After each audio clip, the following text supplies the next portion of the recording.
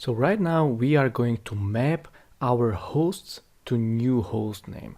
So we will stay within the terminal. So what I will do, I will just clear this terminal window, and what we will do, we will go into sudo ifconfig.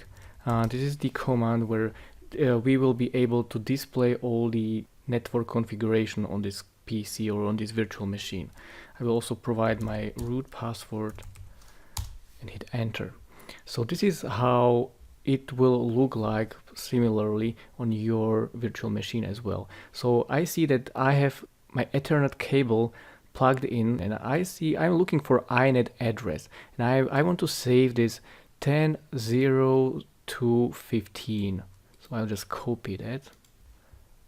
And what I will do is that I will right now go into hosts file, and I will add this IP address right there. So what I will do, I will go directly to the host file. So again, I will do the sudo vi because I want to change that text file, and this host file is saved into etc folder and under the host file name, and press enter.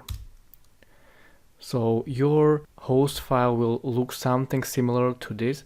Again, we want to insert a new row into this file. So again, I will type I, and right now I can insert into that editor.